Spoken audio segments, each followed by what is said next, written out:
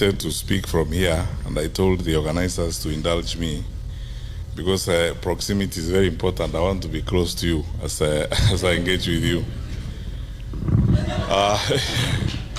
First of all, allow me to take this opportunity to thank the Lord for all of you wonderful people, especially the leaders of this DMV area.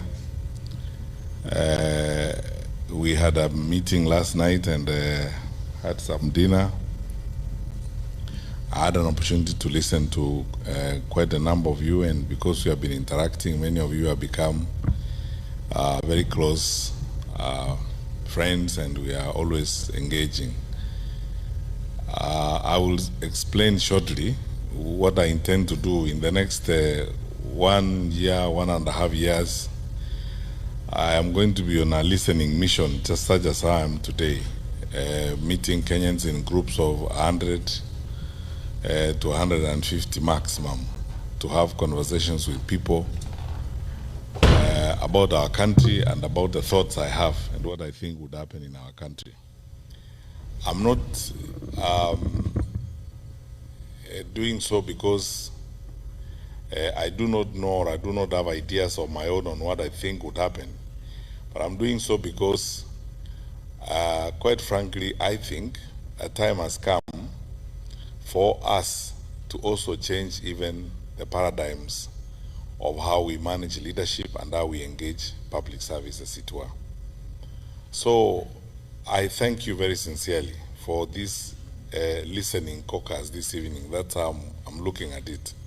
I have come here to listen. We need to change the top-bottom approach to public affairs, where leaders talk all the time, we give lectures all the time as if we are the ones who know and others don't know, when in actual fact the people we are supposed to serve are yourselves, and you have ideas and you know what you want to happen to your country. But for the short time I'm going to be here, I'm very, very grateful to you wonderful people for the time you have taken to be here. I'm happy that I've met some of you I've not seen for a long time. I think the 2 years I've spent at the bank, I didn't have an opportunity to move around, obviously because of the constraints of work.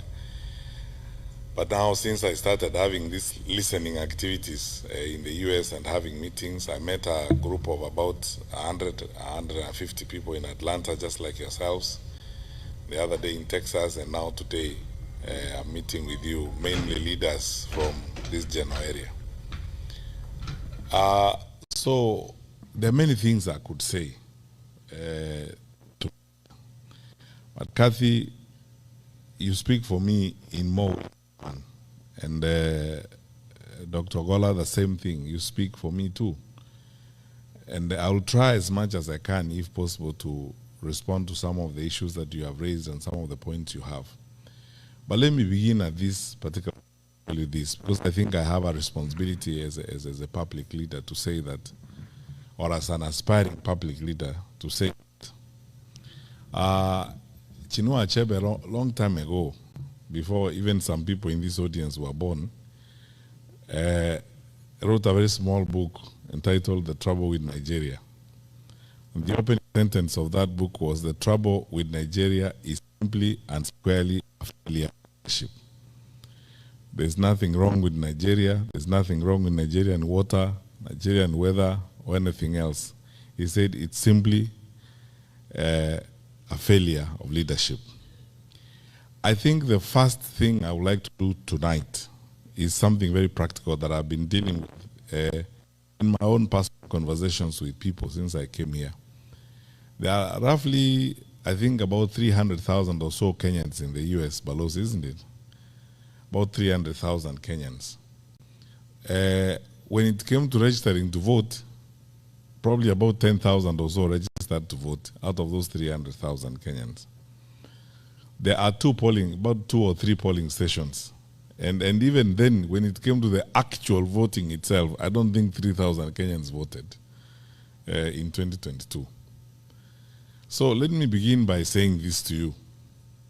And even we, as the leaders or aspiring leaders, We can't love your money and the remittances that you're making, but we don't love your contribution. My first challenge to you, wonderful people, is that you need to participate in electing the leaders of Kenya, so that then you can hold people to account. So because I'm a presidential candidate, I took it upon myself to begin conversations with people on how we can make this happen. And this morning I was talking to the people at the mission, and Mr. Mwaura, we agreed that you are going to form a small team that brings together leaders and representatives from other cities in the US, so that we can complete a proposal on how we can increase the polling stations in the US from the current 3 to 10 or 15, and then begin a process of sensitizing the Kenyans who are here to participate in the electoral process. Because, my brothers and sisters, whatever we do, unless we are participating in making that decision on who is going to make decisions for us, I mean, what are we going to talk about if you are not participating? We can only whine and dine and complain about it. And I might tell people in Nairobi, for instance, that if the middle class in Kenya actually wanted to change the country, they can change the country. Going to Current Club and having drinks at Current Club is good, but it will not get us to where we want to go. Participating in the process will get us there. We can stay on X, it's a good forum, we can engage, yes, but voting, actually voting and going to vote makes a difference. Because that way then you'll be able to take decisions that affect the way in which your country is managed. So my challenge to you, leaders, is that please follow up on this discussion we had with people at the mission to complete a proposal that will be looked at by the IEBC. On front, as leaders who are outside of government, we have already started a process of both petitioning the IEBC and also with a perspective of going to court if need be, to see to it that we have more polling stations here in the US so that you guys can vote.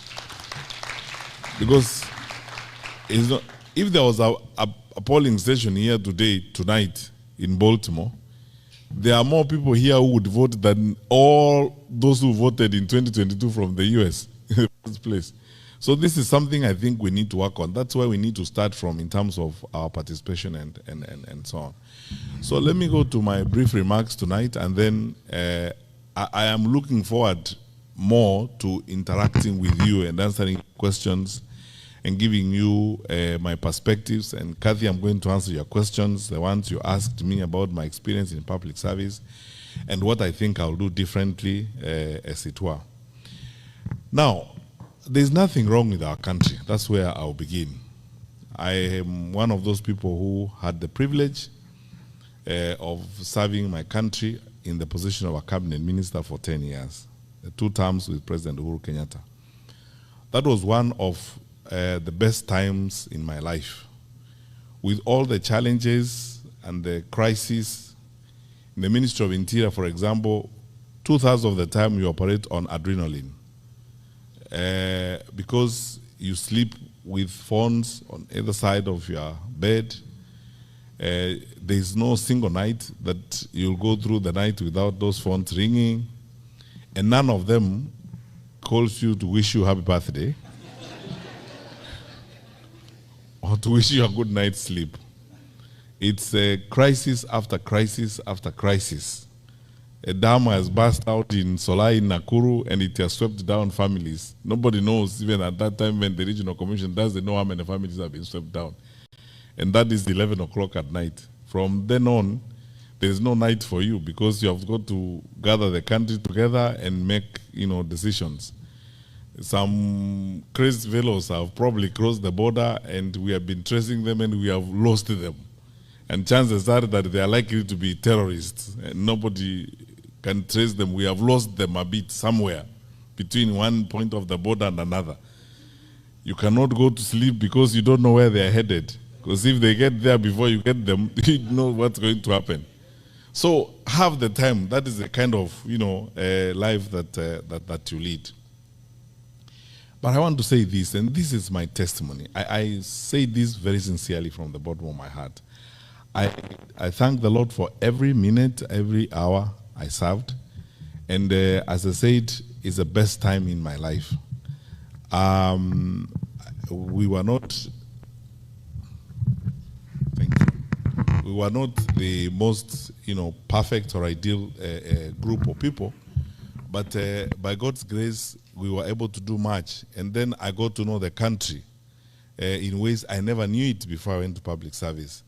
And enjoy and love my people more than I loved them before I came in, because I came to go into people's lives, you meet ordinary people and their experiences on a day-to-day basis. Some of them are heart-wrenching, others are, inspiring. But it's all in a day's work, and it's a very exciting opportunity to serve. And for those of you who were with us last night, I spent a lot of time telling you about some of those experiences and how great they are and so on. So, since independence, nearly 63 years now, we've had self-rule, we've had 3 administrations, actually 4. This is the 5th administration. And in addition to peaceful transfer of power, we have been relatively stable, except for when we have had challenges such as we did in 2007, and when we have had security challenges of one kind or the other.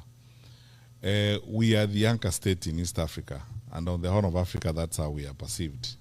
We are the most influential and probably consequential environment within the Horn of Africa. Believe me when I say this to you, because of my exposure and travel, we are some of the hardest working people on the continent.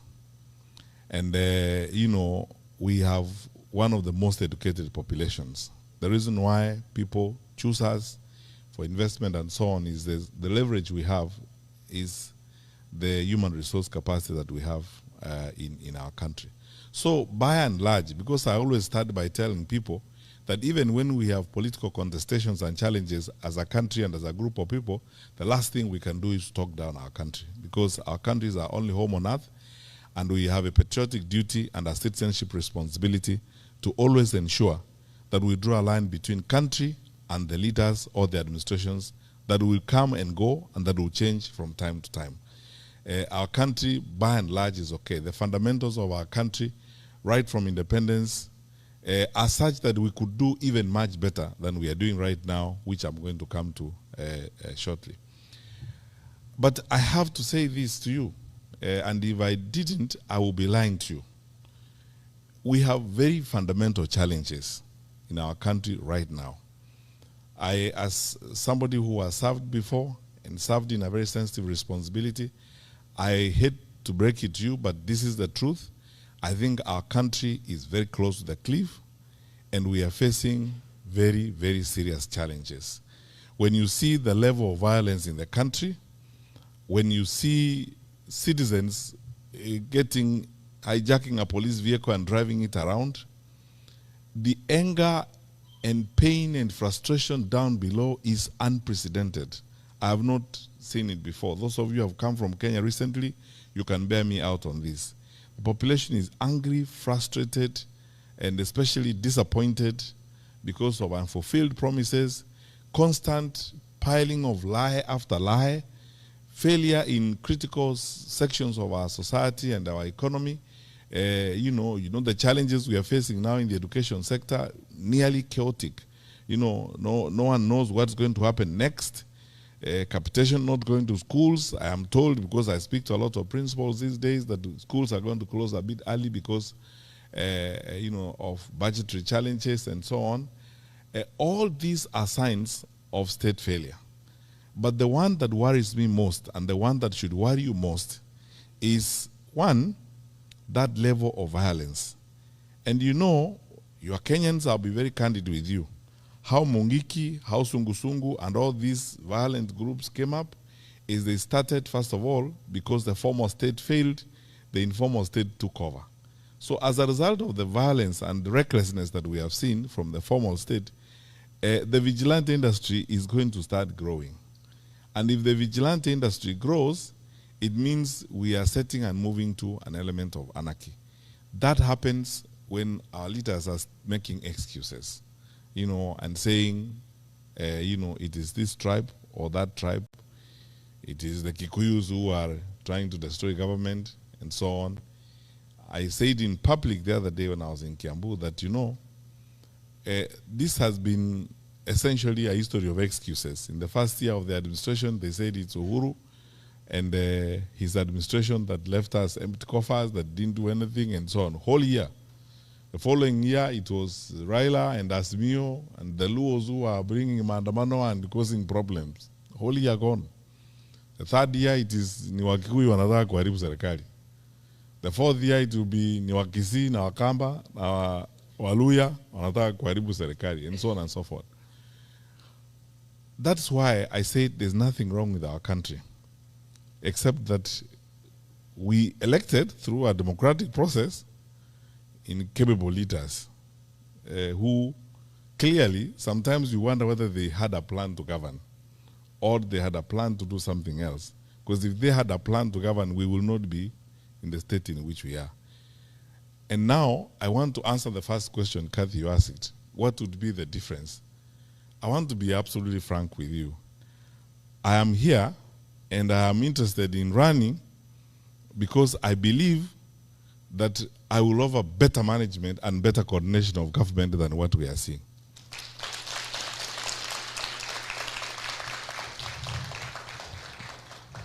And why?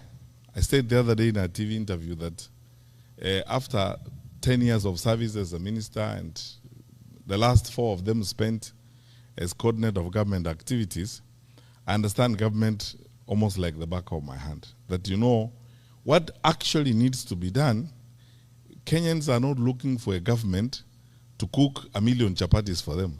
They are not looking for, Kenyans are not looking for a government to make the bed for them or raise the children for them. Or, the Kenyans are looking for a government that will do one thing. Just wake up in the morning, go put your ass on the chair and work. That's all. Do your work. And don't make excuses. When you're supposed to do the work, don't make excuses and say it's so and so, it's so and so.